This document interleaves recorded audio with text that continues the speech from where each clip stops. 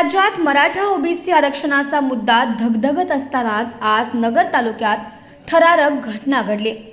OBC समाजाचे आक्रमक नेते लक्ष्मण हाके यांच्या ताफ्यावर अज्ञातांनी जीवघेणा हल्ला केलाय। नगर दौंड महामार्गावरील हॉटेल सारंगी जवळ दुपारी हा हल्ला घडला।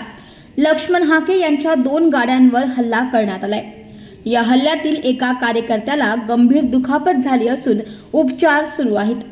घटनास्थळी गाड्यांची तोडफोड, फुटलेले काचेचे तुकडे आणि रक्ताने माखलेली जागा पाहून परिस्थितीची भीषणता स्पष्ट झाली। दरम्यान त्यांच्या समेत 2 पोलिसांच्या गाड्या होत्या। हा हल्ला होताच परिसरात एकच गोंधळ उडाला। हल्लेखोरांच्या दगडफेकीमुळे समर्थक आणि नागरिकांनी जीव वाचवण्यासाठी पळापळ केली। काही वेळ तर पोलिसांचीही धांदळ उडाली होती।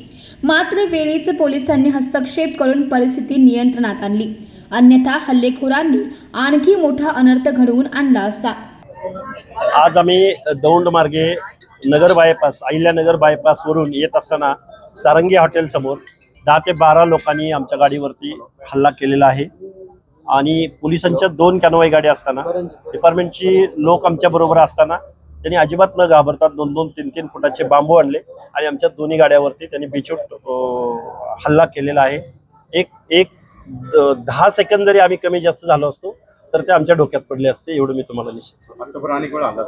आतापर्यंत 9वा, आजपर्यंतचा माझ्यावरचा पर्सनल 9वा हल्ला आहे आणि माझा जो सहकारी माझ्याबरोबर जो आंदोलनात होता त्याचे दोन्ही हात फ्रॅक्चर करून डोक्यावरती त्याच्या टाके पडलेले आहेत, पाय फ्रॅक्चर झालेला आहे आणि तो आता हॉस्पिटलमध्ये आहे परभणीच्या।